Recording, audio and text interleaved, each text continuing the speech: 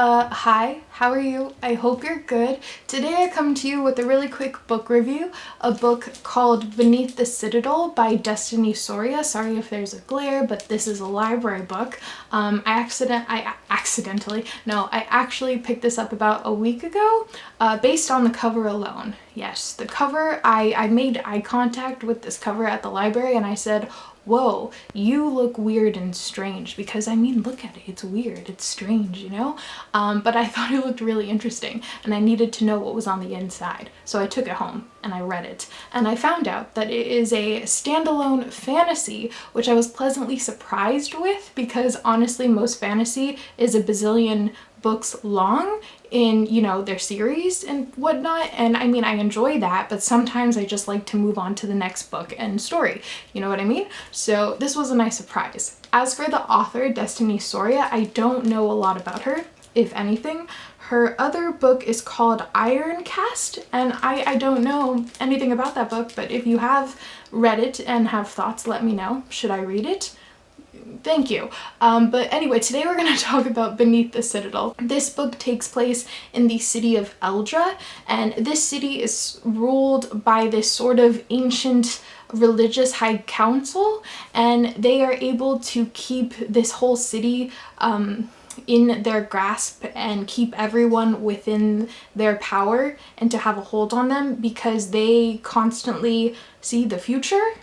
They have these seers that, you know, predict the future and have prophecies and whatnot. So because of that, they always know what's going to come next. So they have so many rules that are set, and if any of the people, any of the citizens in Eldra were to break any sort of rule or anything, they are basically sentenced to death and will be killed by this ancient seer monster thingy that the High Council keeps within the depths of their citadel, called the Executioner.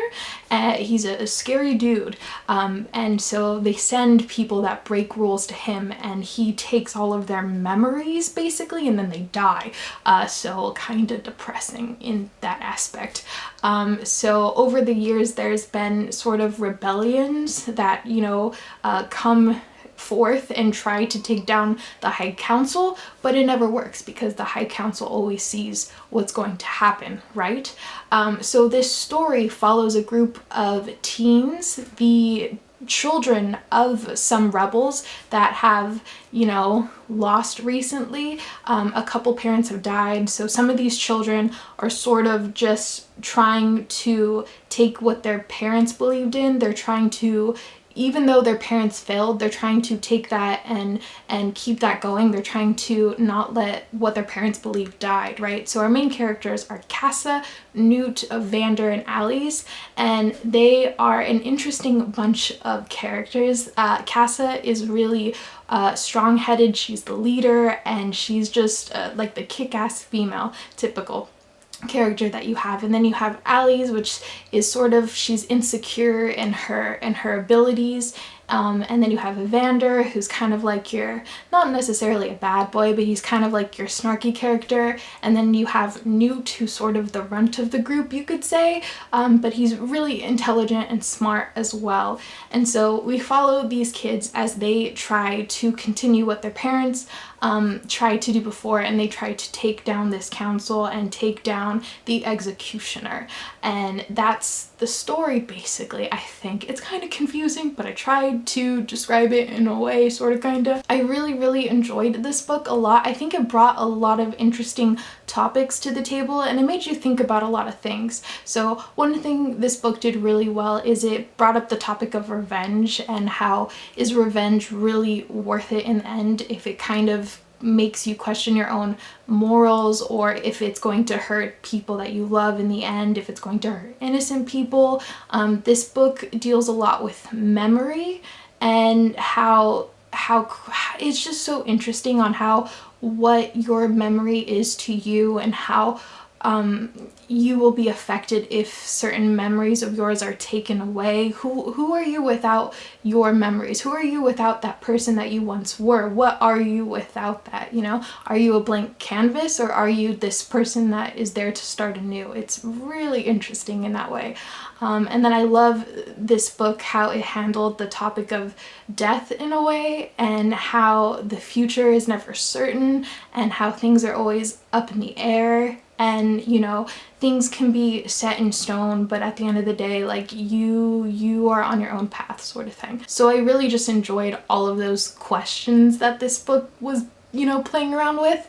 And another thing that I think Destiny did so well is the writing. The writing was so good in this book. I really enjoyed it because this is a standalone fantasy and it's not incredibly long. It's only 400 pages. So you would think that with a fantasy there's a lot of world building and maybe you wouldn't get everything within this and things would be lacking, but the writing flowed so well. There was never a moment where I really had to pause or I really had to think about what I was reading about. Like everything just clicked and I felt like I was in the world completely. So I highly applaud Destiny for that because, you know, that's not easy for a fantasy. So I think the writing is really good, and I would really recommend the book on this alone. As for other things, the characters were really great. Some of them were cliche in, you know, their roles, I guess, that they're playing, but I really enjoyed the representation in this book. You had a bi character, an asexual character, and there was a bit of romance within this in the book, but it wasn't front and center. It was kind of just in the back, and it was very subtle. It was never forced. It was just a part of the story, and I really enjoy when it's just something that's there, right? So I really enjoyed that, and I don't know, the story was just really interesting, and you know, a lot of these characters are so morally gray, and there's nothing I love more than morally gray characters because, you know, they're so flawed, but at the same time you can relate to them so much because everyone is flawed, you know, no one's perfect. So yeah, that is Beneath the Citadel. I don't know what exactly I just mumbled off to you guys, but those are some of my thoughts. I really enjoyed this book. It came out, I think, last year or something. I have heard no one talk about this book, but I really enjoyed it. So I highly recommend it if you enjoy fantasy, if you enjoy any sort of like heist, action, adventure sort of thing. It's really good. So yeah, that's my review on Beneath the Citadel. If you have any recommendations for me similar to this, I would really like that. I read some reviews and some of them were kind of comparing Six of Crows, I think because of the whole heist thing. So I'm kind of interested on reading Six of Crows because of this. So if you enjoyed that, let me know as well. Anyway, I hope you guys have a great day or night wherever you are. I will see you in another video very soon. Bye.